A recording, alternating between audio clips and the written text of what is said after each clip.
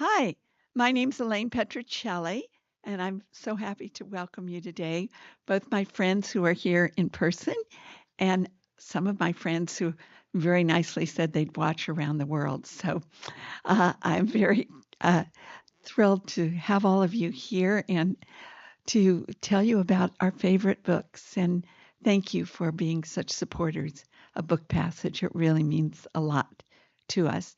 And one of the reasons that Book Passage is so strong is our staff. And I could have had 35 people talk about books today, but I thought you might need to go home sometime tonight. But I'd really like for you to meet everyone. And Sandra, would you come up for a minute? The first person I'd like for you to meet is Sandra Linder. Sandra Linder is our classes manager. She has brought us some of the most fascinating classes, including I'm Sorry It's Full, a summer writing camp for young writers. And we'll be doing it again next year because it sold like that. But we have all kinds of great classes, and Sandra has a class online that starts this weekend. And do you want to say just a word or two about it? Sure. We have a literary agent, Elizabeth Cracked, is going to be online, so you can take it from anywhere. And she has a series of 3 classes. It's actually written on the packet that you have there. And there's also a schedule of classes in the back that Deirdre's holding up, so you can grab that on your way out. You can always see our classes online. We have a full schedule this summer and a full schedule coming this fall. This weekend's class will be how to write a query letter. So for everyone who's written something and are afraid to actually send it out, Liz will help guide you through that. Thank you so much, Sandra. And now I'd like to introduce some more people. The first person I want to introduce is Valentina Castro, who is, you could stand up, who is our, those of you who are online and she's invisible to you now, she will be back very soon to talk about her favorite books. Valentina is our backlist buyer, our incredible designer, our brilliant book picker and bookseller. So we're so happy that and she also is our consignment buyer. And I don't know how to tell you this, but for years, consignment was a nightmare. Valentina came in and all was well. And next, I'd like you to meet Ari Ray Agnew. They are our children's buyer and also great bookseller. And you are going, if you want to know what to buy for the child you love the most, or even one that's a problem, Ari Ray will help you. Uh, and Jonathan Spencer it's like I don't know his name, is our assistant uh, retail director in the Corte Madera store. He's a man of huge talents. He is also our trainer who teaches new booksellers or new employees about the world of book passage, which looks very simple. But we have a computer system that would drive any sane person crazy. So, but it's more than that. He teaches our culture. He hosts events. He streams events. If there's anything you want done, just ask Jonathan. He also keeps track of all our inventory, which I've never learned to do. So I'm very happy about that. And Louisa Smith is our head buyer. She's only worked here for a million years. And she came to us after working in another bookstore for a very short time. Then she decided to go to school, but then she finished a master's and then we snagged her back. She is in charge of all the buying of all the things in this store, every bookstore book. And we are all in awe of what she knows and who she knows. And among other things, she has two children, teenagers. You know how easy that is. She also has another job as the editor in chief of Mysterious Press. So she looks calm, but we don't know why. And Deirdre Kidder is in the back there, but she is amazing. She is our Corte Madera retail manager. She is the person who hires new people. She makes sure everything goes well here, and she'll be talking to you in a little while about uh, Libro FM, the audiobook company. So let's start. And let's start with Ari Ray so that we learn first about some of the great children's books. And I know, Ari Ray, you're much more disciplined than I am. I told you to pick 5 books and you did it. I don't have, oh, wait, she's got 7. Please come up. Oh, 8. Yeah, there's a lot of subsections of children's books. The first book I have let me actually talk into the microphone and not just at it. um, I was really enamored with this book from the second it came in. I'm sure all of you have seen books kind of like this before with like a puppet in the book and like you make the puppet talk to the kids. This book is a little different. You pop out these hummingbirds. And that's exactly how excited I was. I grinned so big. You give this to the kid you're reading the book with. There's 2, so if there's 2 children, or you can play 2, or if they're a very excited kid who wants to play with 2 hummingbirds, there's a lot of ways to share this book. And as you read this book, you can make the hummingbird engage with it. And it even gives you fun little prompts. There's one point where the bird says like, "Oh, if anyone tries to take nectar from this flower, I'll defend it." And you can kind of fight it a little. And it pops back in so easily. It doesn't just hang out here once you're done unless you set it down immediately after like I'm going to do. I love it. I think the artwork's beautiful. It's great for the little ones. This is a really, really fun yearly book. Every single year, like clockwork, this comes out, and every single year, like clockwork, it's amazing. It's the National Geographic Kids Almanac. It's full of just all sorts of fun facts throughout the year. So if you know very scientifically minded kids with an interest in this sort of thing, it is a wonderful summer read. And then I have one of my favorite graphic novels to come out this year. This is a really, really sweet one, but it's not too young. I know some people can be reluctant to buy graphic novels for kids because they're very quick reads, but this one is a very slow and thoughtful one about taking care of yourself. It follows this young person who's taking care of a group of moths for her desert community. It's a very interesting fantasy story. And then getting to the older chapter books, this is such a delicious mystery. It's about a family, and every single person in the family takes their name from the Swift dictionary, and they all strive to live up to the name they're given and its definition. The main character is Shenanigans Swift. And when Aunt Schadenfreude is mysteriously pushed down the stairs, she has to solve the murder. This one is a really, really fantastic sort of fantasy, sort of magical realism, sort of mystery about a young Cherokee boy with anxiety. This is getting a bit older, more the tween range, less so the younger chapter books. I've heard it compared very favorably to The Alchemist and The Little Prince. I know, I loved those. It's a really, really wonderful one. I don't want to give too much about it away, but it's a very delightful story to watch unfold. And then for the young adult and older readers, I have 2 really wonderful ones. Hell Followed With Us was a New York Times bestseller last year. It just came out in paperback. It's set in a really, really compelling dystopian setting. They're dealing with a pandemic. It's very foreign to us. They have to wear masks, very, very strange. That's turning people into monsters. It's very, very timely, dealing with all sorts of things like religious extremism and found family. It's a really, really beautiful story. And the ending is not what you will expect.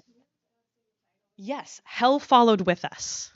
And I also think the cover is just so beautiful. It's very striking.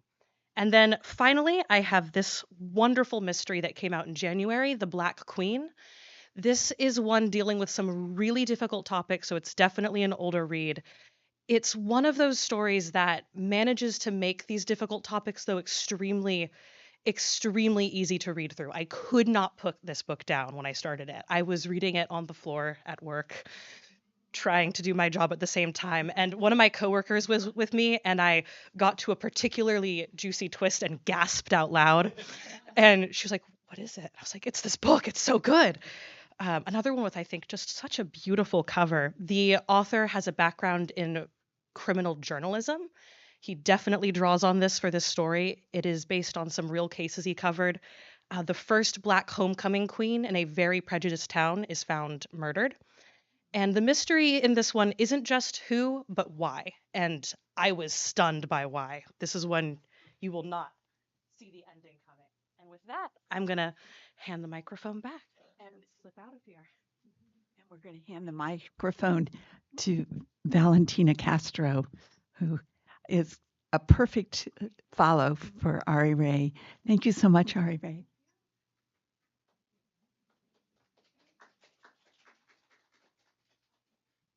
Hello, I'm Valentina, and I'm going to talk to you guys today about some sci-fi and fantasy books. Some of these are great if you want to get more into sci-fi fantasy. Some are great if you are already a fan, and some of them would also be wonderful gifts. The first one I'm starting with here is called To Shape a Dragon's Breath. So this is a paperback original that came out this month, and it is a classic coming-of-age fantasy story with a modern twist. And it's about navigating cultural differences in a post-colonial setting. It's one of those books that is both really rich in its detail and its ideas and its concepts, but it's also really engaging, and you can just kind of speed through it and get really sucked into the world. The characters are beautiful, their relationships are amazing, the world building is impeccable. Wonderful book, highly recommended. And this is one that could be good for people who are sort of transitioning into adult books, like maybe they're graduating from high school or they're in college. It's that sort of age group would like it a lot, but I think there's a lot for everyone in here. The next one, keeping with our dragon theme, is When Women Were Dragons. This book, we like to think of it as lessons in chemistry, but with dragons. This one is magical realism, so it's not fully fantasy, it's somewhere in the middle. And one day in April in 1955, hundreds of thousands of women spontaneously dragon. They grow scales and claws and they fly away. And this book is about what happens after and the people who are left behind and how society sort of recovers and reacts to all of it. Really engaging read, very feminist, very powerful. I read somewhere that the author, Kelly Barnhill, who is an award-winning children's fantasy author, wrote this book the inspiration for this book came from when she was watching the Brett Kavanaugh hearings, and in a moment of rage, came up with the concept.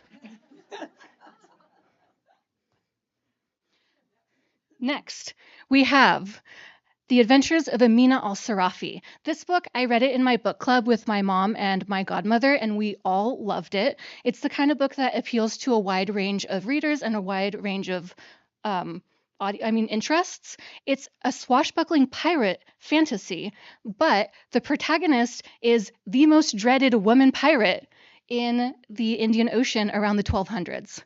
So it has a really rich historical setting because the author is a historian, and it's a really specific point in history where I haven't read a lot of historical fantasy during that time. And I think it's really cool too that there's a really diverse cast of characters. The protagonist is Muslim, and then she has sidekicks who are Hindu, and it's just like a big cultural melting pot of the time in that part of the world. And it's just an amazing adventure and really cool magical artifacts that they're trying to find. And it's just a really good time. And then my last one here is The Ferryman by Justin Cronin. So this is the book that I think would appeal to a lot of guys, but also I really liked it. So wide audience there. It's about a it's a dystopian sci-fi book that um, kind of has the feeling of a lot of classic sci-fi. So for anyone who really like Isaac Asimov or like the Martian, things like that, it is a wild ride. This one just like kept me at the edge of my seat, and I could not stop reading it. And I was gasping out loud every 10 minutes, every time I couldn't get any more wild. It did. Um, and highly recommended. Thank you.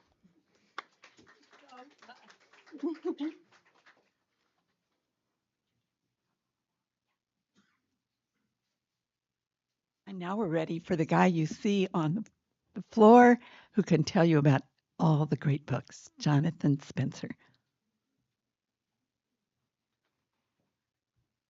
Hi there. I just wanted to say that I'm a dad. So I'm it has fallen to me, or I kind of self-gravitated towards books that would be great for Father's Day. And I think, excuse me, I'm going to start with a thriller, crime novel, actually. Dennis Lehane's, excuse me, allergies have beset on me. I'm fine. Dennis Lehane's Small Mercies. This just came out. If you ever read Gone Baby Gone or Mystic River, this is in the same vein. It's set in Boston in 1974, kind of in that middle time of the 70s when unrest was really, really running rampant in Boston especially. And it has more to do with race and desegregation of the schools as a background, but essentially it's about a missing girl. The character is this force of nature named Mary Pat, who is a Southie, Irish broad. That's who she is, and self-admitted. And she's lost one son to drugs and post-Vietnam, and she's lost two husbands, and all she's got left is this daughter who's kind of her pride and joy, but also a little wild. One night she disappears for 2 days and doesn't come back. She searches everywhere, and she begins to worry because she's kind of gone like this before, but it's never happened for this long. So she begins to explore her neighborhood and the boundaries of it, and it delves into the Irish mob, the local chieftains who are kind of like, if you think of The Godfather and protecting the community, the Italian community in New York, this is like the Irish mob protecting the Irish community, Irish American community in Southie. It has got connotations of a race war because of the night that she disappeared, a young black man was found dead in a subway station, and very nearby. And it's just Dennis Lehane at his best. It is gritty, dark. Pulls no punches, but it reads like a dream. It is just one of those. He's just poetic. He's just got a wonderful, wonderful way of writing his stories. It goes places I never expected emotionally, and reconciliation with her own faults at the center of Mary Pat, and also a wonderful detective working with her on the side. 2 points of view. Excellent book. That's my fiction. I think dads love nonfiction. That's my theory. I'm going to start with David Grann's The Wager. This is a very special book. We're actually having an event with David Grann next Wednesday night here at the store at 5:30. Highly recommend you come if you're interested. The Wager is a shipwreck at sea story, but it is much more than that. It's basically a triptych of 3 styles of the era. So it's set in the 1740s, and a ship of the line, the Wager, is involved in an action of a secret nature in the war against Spain. It sails from England and runs aground and gets shipwrecked, loses its way in a storm, and they were on a hunt for a treasure galleon.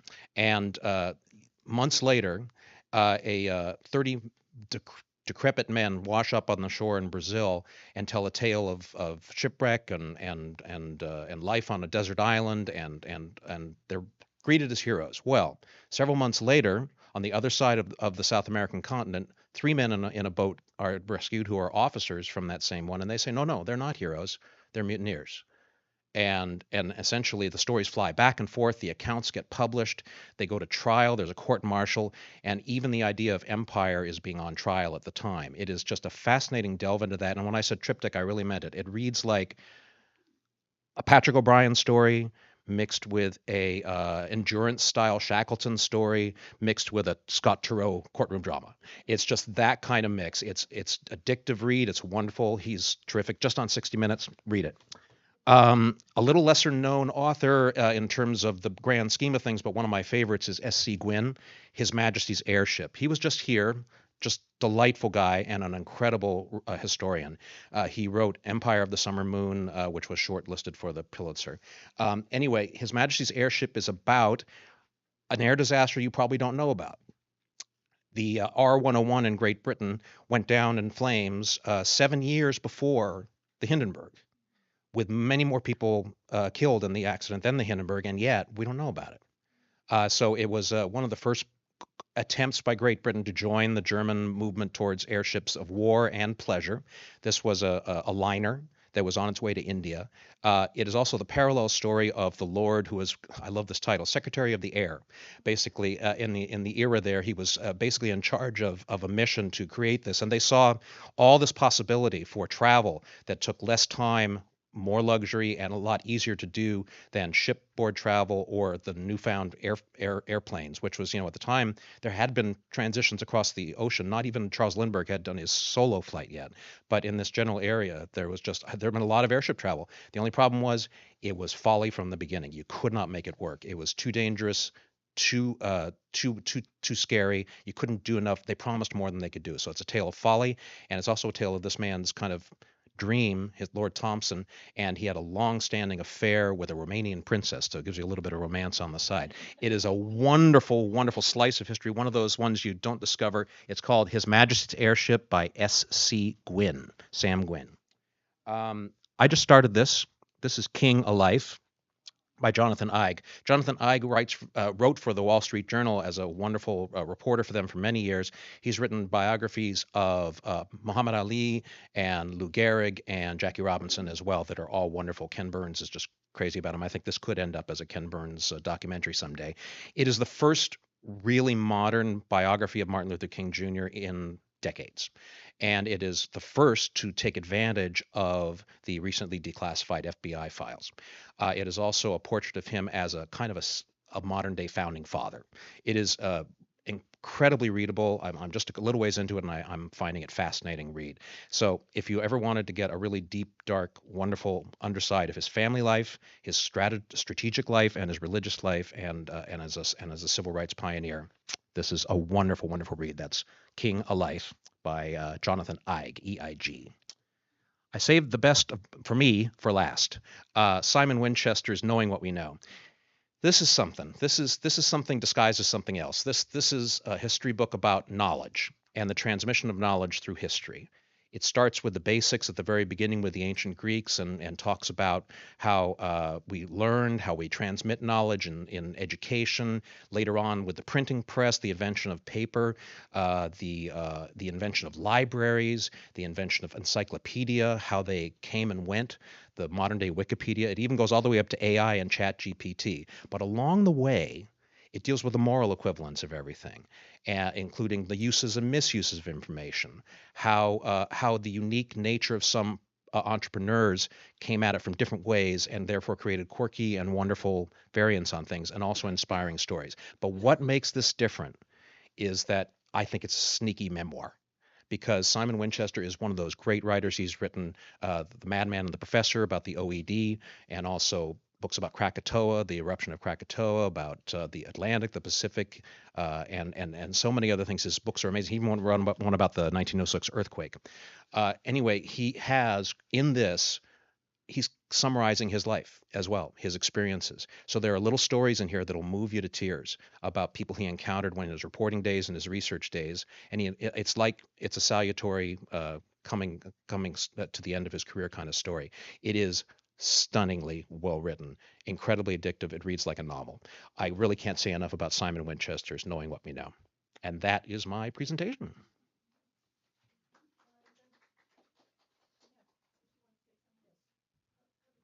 Yes, of course. Excuse me, there's another book on this list. We Should Not Be Friends. Oh, yes.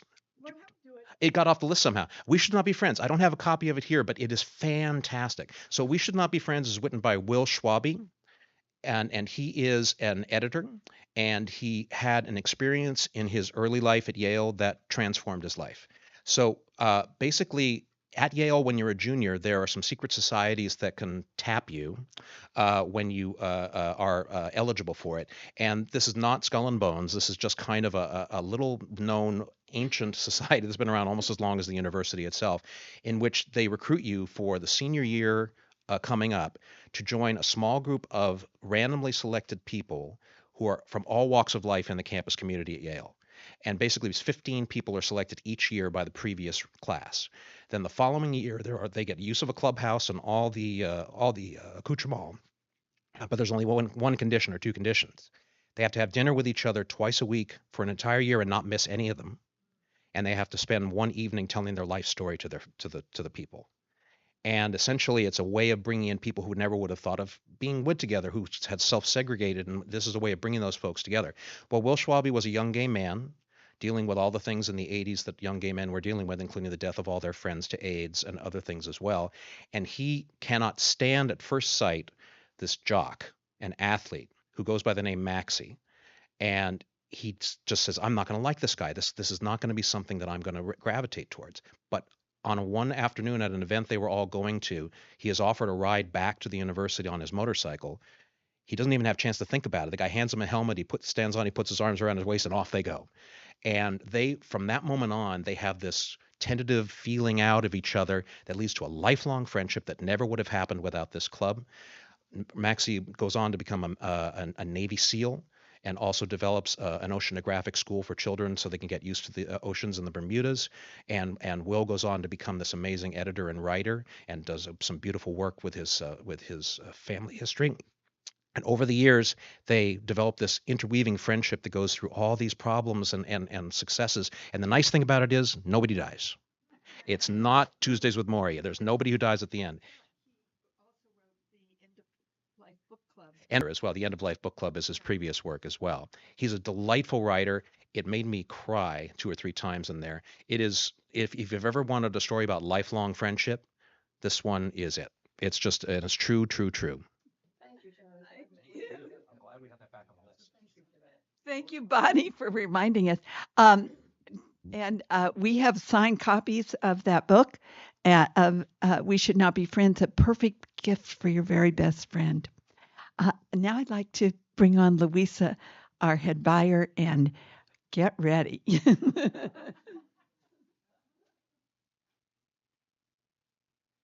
Thanks, Elaine.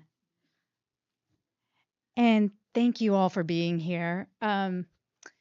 We become booksellers not just because we love to read. We could do that on our own. It's because we really love to share and talk about books. We love doing it with our coworkers. I can't tell you how many times I sit here just, I don't know if you saw me, just enthralled with what they're saying about the books.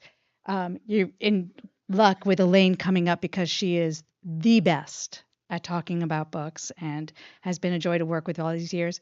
And talking to you, the customers, it means so much. So thank you for being here. We wouldn't be here without you. It means a lot to us that you're here and that you listen to us prattle on about books. And one of the ways we share the books that we love is we have a club called the First Editions Club that I'm going to just pitch for a second here. We pick a book every month that we think is really special by a new or emerging author. And we've had great success with this club. Kite Runner was one of our books. Gentleman in Moscow is one of our books. Ocean Vuong, I'm blanking on the name of one of our books, but this year we won the National Book Award. Like we try to pick books that we think are going to win awards, and it's a lot of fun to read for it, and we really enjoy sharing them with our customers. So if it's something that you're interested in, definitely talk to us about being part of the First Edition Club. And actually, the first 3 books I'm going to talk about today are First Edition Club picks, but I'm talking about them because I love them, not just because they're picks. And Jonathan's so great. He reads all these history books. He knows so much about history. I like to get my history through fiction.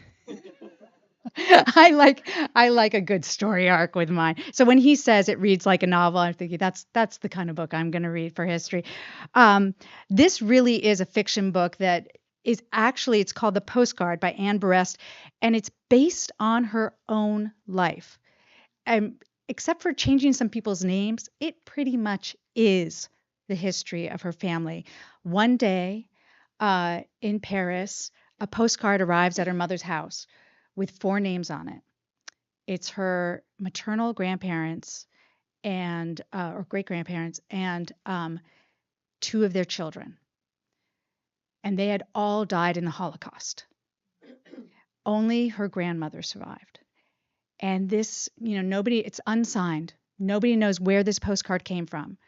And she doesn't actually really know that much about the history of her family. She's Jewish, but she doesn't, like many people in Paris or in France, Jews, they had been so traumatized by what happened that they didn't actually embrace their religion or look into it because they were terrified it could happen again.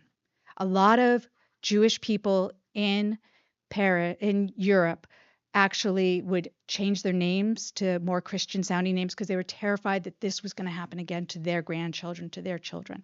So she doesn't know much about her own family, and she starts researching them.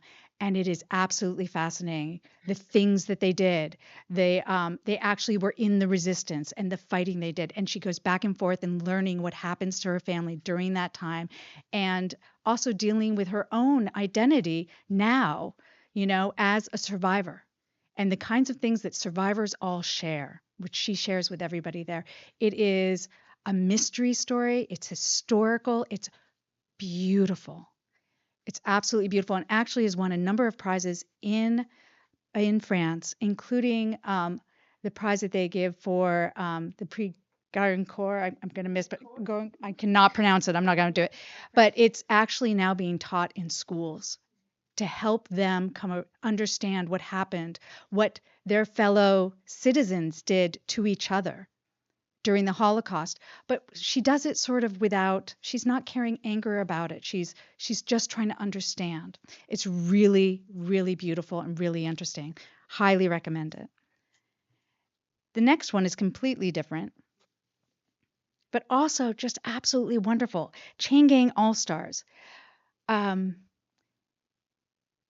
So the premise of Chain Gang All-Stars is it's in a future where people in prison are given an option to, if they're on death row, to join a reality show of sorts where they fight. It's like a gladiator style. To the death. You're either low freed, which means you die, or you're high freed. You go 3 years, and if you survive every match for 3 years, then you're free. And it follows the people on this tour. Now, I know, having said that sounds very bizarre and maybe not something that would appeal to most people. This book is so beautifully written. It's so vibrant. It's so full of life. It's so powerful. It is that kind of fantasy or science fiction, I'm not sure what you call it, dystopian fiction, in the way that The Handmaid's Tale is dystopian fiction. It's talking about things that we're dealing with now, but taking it to a degree that helps us sort of reflect back on what we're doing. It's talking about the incarceral system. It's talking about the humanity, dehumanizing that we do for people that are in the prison system. It's talking about television and the way that we've gotten sucked into watching these reality shows and even their newscasts where we're being polarized. It is beautiful. It is powerful. It is getting a lot of excitement out there. And I can't recommend it highly enough. It is very literary. It is really good, but it's gripping in the way that if you wanted like a very gripping Hunger Games kind of way, it's really a wonderful book. Between Two Moons. This was for readers if you had liked Dominicana. This is the story of a family in Bay Ridge, New York. And they're a Muslim family in a Muslim community. The son has just returned home from prison, and the story is mostly centered around the 2 daughters, one who is the good daughter and one who is a little bit rebellious. And what's happening in their community during the month of Ramadan, when one in their community has been arrested. It's beautiful. It's powerful. It's a family story. It's a story of America. It's a really interesting look at a different community within America and how it interacts, both insularly and also as it's trying to sort of reach out and join the rest of the people in their community. It's really a wonderful, wonderful book. Um, and I think it's a great choice for somebody that's looking for something about uh, an interesting group of people that you don't know very much about right now. I think it's a really wonderful book. Now, for something completely different, and I don't want to say more fun, but maybe a lot more laughs, The Celebrant by Stephen Raleigh. This is the big chill for readers today. It's a group of people in college who meet up at Berkeley, and they become fast friends. And unfortunately, right before graduation, one of them passes away, and it affects them all greatly. And they decide from here on out, anytime anybody in the group would like to, they can call a funeral, and everybody gets together and they'll celebrate that person while they're alive instead of waiting. And then over the years, how they do this, how they celebrate with each other, or how they hold back, nervous about revealing stuff that's going on in their life and their own mortality. It's a really beautiful story. It's a story of friendship. But if you've read Stephen Raleigh before, it is laugh out loud funny throughout. It's full of heart. It's incredibly moving. It's a wonderful, wonderful, very fast read, really engaging. And that's The Celebrant. He wrote The Guncle, which is in paperback now, which I also highly recommend if you're looking for a fun book to take on vacation with you. I Didn't Do It by Jamie Lynn Hendricks. This is a fun mystery right now. I don't know if you know a lot of mystery writers, but they always joke to each other. If anybody came to their house, somebody, if they died or somebody in their family died, wipe their computer because they would definitely be the first suspect with all the research they're doing. Takes place at a mystery writers convention. All the great different mystery writers are there. And the star is killed.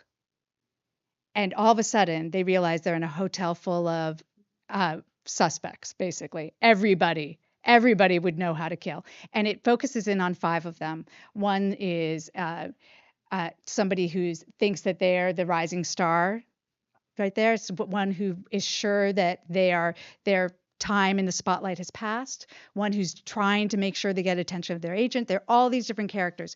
If you're interested in writing life, if you're interested in what it's like to be a mystery writer, it captures all of that. It's super fun, a really fast read, and it's a nice lots of twists. Jamie's great with all the twists in her books, so that's a fun mystery for you.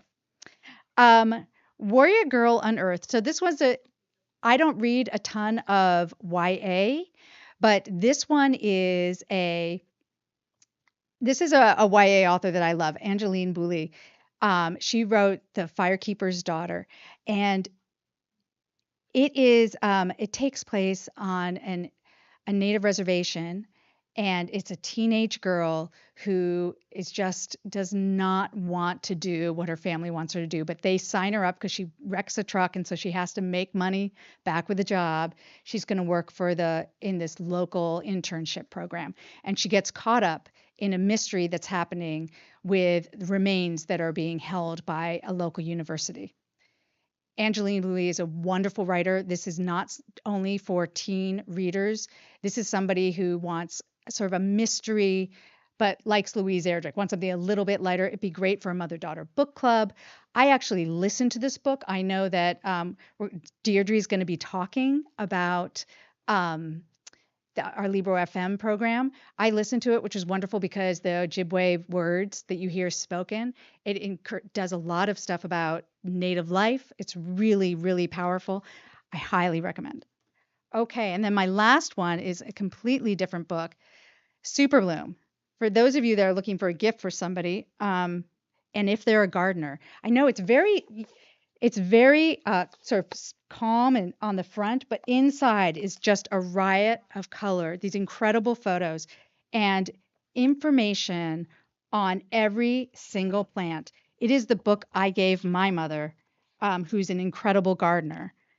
And it tells you everything about how you plant it, where you plant it, everything about all these things.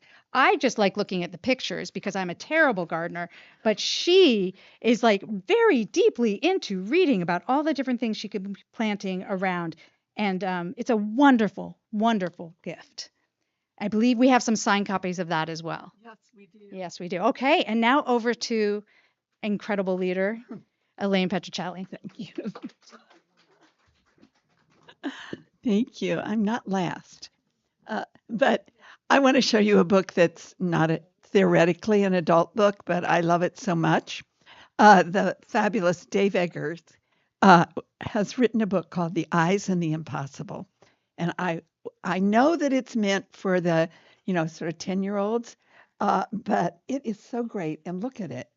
This is there's another version done by Knopf, which is a great publisher, and it's quite nice. But Dave wanted to do this. And so they said, you can publish it through your McSweeney's, but we're not touching it. And it is a huge hit. His illustrator did something so fascinating. It's about a dog who might be part coyote, who is in a park, which might be Golden Gate Park. And he finds out that the buffaloes are going to be moved. And those buffaloes, Senator Feinstein put them there, and they are happy there, but it appears that they are going to be put to not as good a spot where they won't get to roam so much. So he organizes all the birds and all the ducks and everybody to free the buffaloes. And here he is. But what's fun about the illustrations, the illustrator took brilliantly beautiful classic paintings that hang in museums and got permission to put them in this book, telling them that he would be drawing his dog in every single one. And so the dog you find, and so you can find the dog and it's a great story. It's a story of heroism. It's a story of working together, but most of all, it's just a treasure. You want to have this in your house. Some of you know that I am a friend of Isabel Allende. It's one of the blessings, like these people are. And she has written, and every time she writes one, I tell you I love it. I admit it, but this one is beyond that. It is so fantastic. It's called The Wind Knows My Name, and here it is in Spanish. It's, she's published in every language in the world, so we should have 87 different editions, but we do have two. It's about, first of all, it starts out with a family in Central America who are going to have to move. They're under great threat by the criminals and the government, and so they come across. And the little girl, who is about 5 or 6, gets separated from her mother. And so we meet her. And then we meet a man who is in his 80s, who is a music professor at UC Berkeley. And I guess he's emeritus now. But he was a child prodigy in Eastern Europe when Kristallnacht hit. His father was a doctor. His father never came home. His mother realized that he would be deported with them to the camps. And so she found out about the kinder train, and she put this child on the train, knowing she would never see him again. He was a violin prodigy, and they did let him take the violin with him, and which was against all rules, but he was the kind of little boy that wasn't going to put up with against rules, and so he took his violin out and started to play it, and then the people who were putting the children on the train said, keep it. At any rate, he goes through foster homes in England, and I won't give you all the details, but today he lives in Berkeley, California. He has a friend who is talking with law firms, getting them to volunteer their time to help the people who are separated from their children at the border, and help the children when they have to go before a judge with no lawyer. I should tell you as an aside that Isabel's foundation supports that work. But through the woman who does a lot of the recruiting of lawyers, who is a friend of his, the little girl moves into his house. And so we have these two people who have Nothing and Everything in Common. It is gorgeous. We even have a character in there like that horrible Stephen Miller. I hope he's watching today. And she will be at Dominican University on the 14th. And she will be in conversation with another one of my favorite authors, Javier Zamora. Javier is a poet.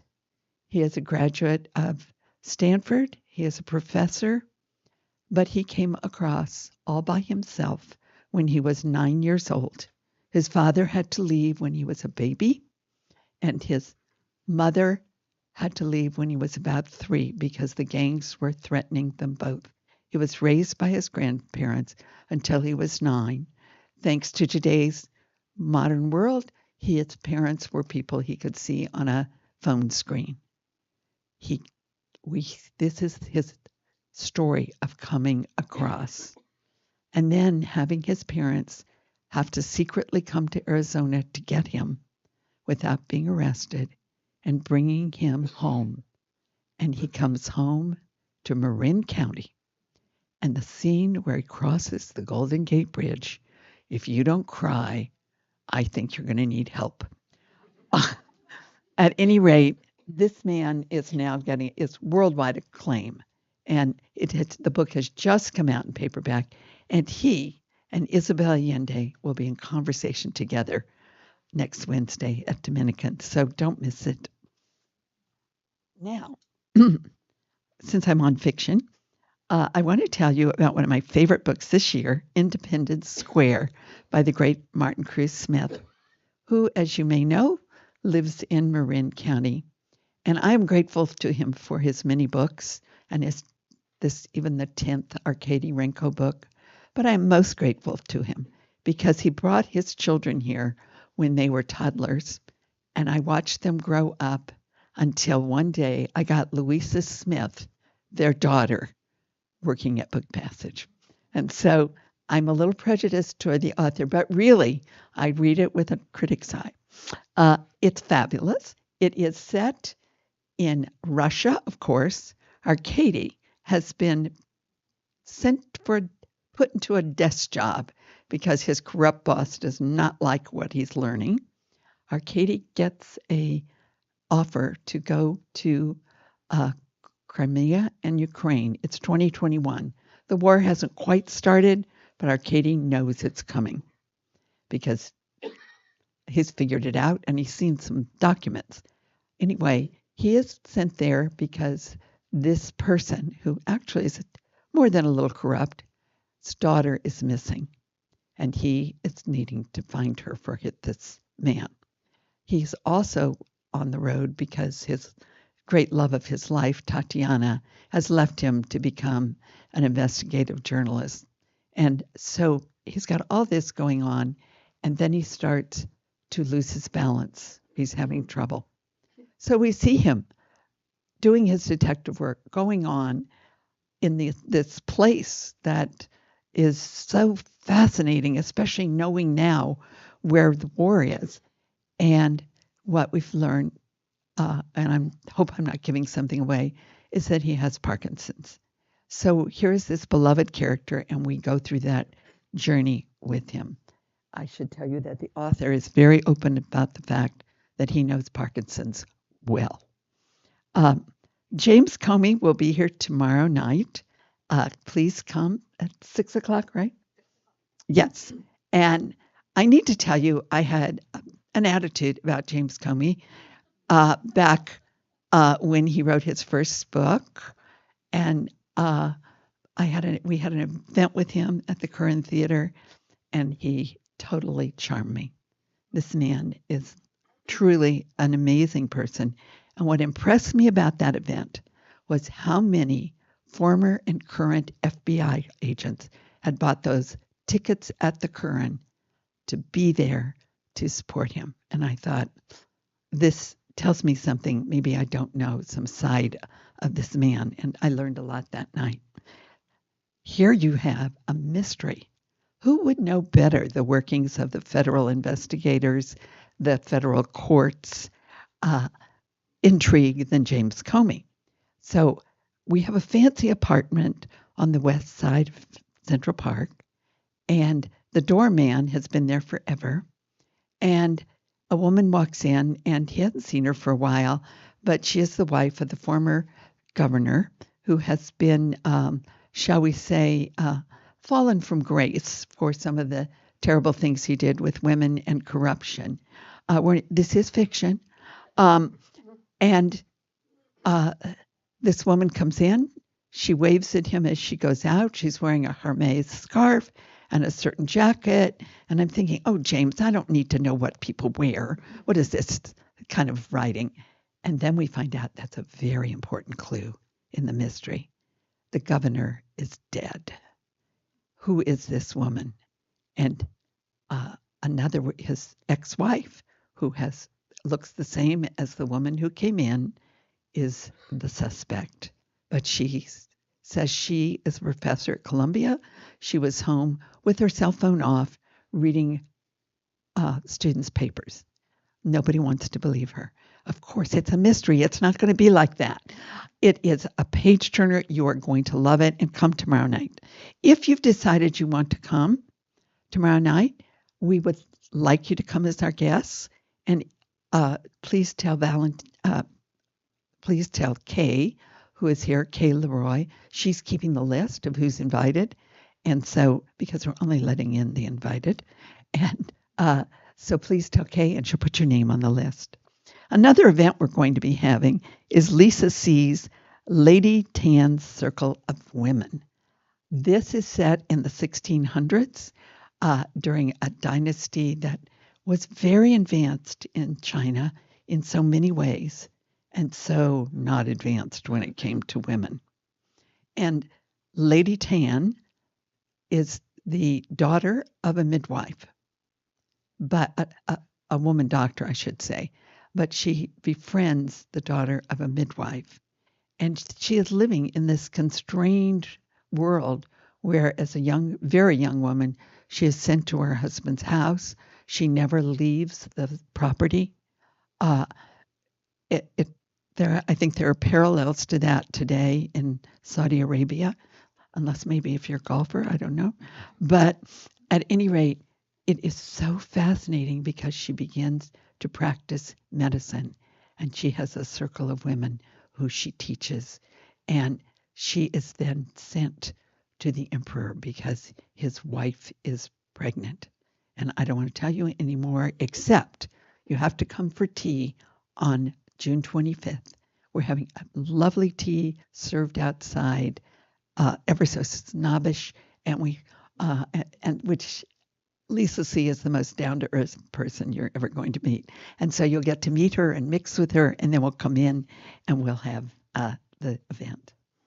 Okay, I'm sort of getting, if you came in here and I told you about Goodnight Irene, you know that I went on and on and on. I'm not going to do that today, but I do want to tell you I love this book by Luis Alberto Urrea.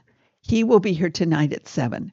So go home, tell your family you'll take something out of the freezer and come right back, because he's fabulous, a great presenter. And here's the story. It's the early 1940s. A woman from sort of semi-society, not the highest, but pretty high in New York's family is thrilled because this woman is engaged to a man of means, from a family her family loves, and they are so excited for the wedding. She is an abused woman. No one will listen to her. In 1941, you should be nicer. In 2023, there are still people who think if only women were nicer. She doesn't know she figures out what to do. She finds out with the war going on, there are a group of women who are sent over to the war. They are given lieutenant status, which is they're never trained very much. And they drive a truck, 3 women to a truck. And in the back, there are donut makers. Is this weird or not? And there is also coffee. Now, you think this guy made this up. He didn't. It's based upon his mother's life. and nobody knows it. Everybody I talk to says, I never heard of this. These women drove right into Patton's army. They went through all kinds of things, and including some pretty cool love stories and friendship between the women. And it's really exciting. And then we find out after the war what happens. I'm not going to tell you more except come tonight, take the book home, and it's 6 o'clock, 6 p.m. So you've got to give them an early dinner. And then come on back. And if you're, I'm sorry for the people online. It is not online tonight, but just call me and I'll tell you all about it. And the last book I'm going to talk about is by one of my favorite people, Pico Iyer, the great writer and philosopher and traveler. And we are so excited. As you know, every year we have a travel conference. This is I think our 33rd year doing it. It's from August 10th to August 14th, and the great travel writers of the world gather, along with people who teach travel writing of all kinds. Of course, we used to just teach guidebook writing and a couple of other things. Now it's start your own blog and write online. And many people have come out of this with contracts and jobs. And it's really a very fruitful conference. But this year I'm extra excited because Pico Iyer is on our faculty. He's doing an event which you can go to if you're not in the conference and pay a little bit, and I think it's $15, or you can go to the conference and get that free for a mere $695. But he is also teaching a class the day before, which Sandra has brilliantly developed, and he will teach that morning of the 10th, and he will talk about travel and how to travel and the experience of travel, and then writing about your experiences. So don't miss that. The Half Known Life is his own adventure looking for how do people find contentment? How do they find paradise? He goes to places I'm never going, I can promise you. But oh my God, he makes you feel the beauty of all the people that you meet. So don't miss the Half Known Life and come see him in August. And the last thing I want to talk to you about is my fabulous friend Deirdre Kidder is going to tell you a little bit about audiobooks. And would you like me to get your favorite book for you just so you can show what it is? Oh, perfect. This woman has it figured out. So Deirdre, please.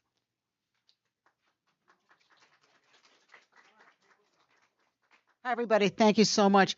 You know, there's ways to listen to take books in, and one of the ways that we love is audio. And lots of us would like to have new ways of doing audio that supports independent bookstores. So Libro FM is one of those companies, and it's an independent company, supports bookstores like Book Passage, and you can have the entire world of audiobooks that's offered anywhere else for the same kind of price structure, and some even better price structures. They sell monthly memberships. You can get a book a month for $14.95 on audio. It'll play on your phone, whether you have an Android phone or an Apple phone. You can play it through your computer.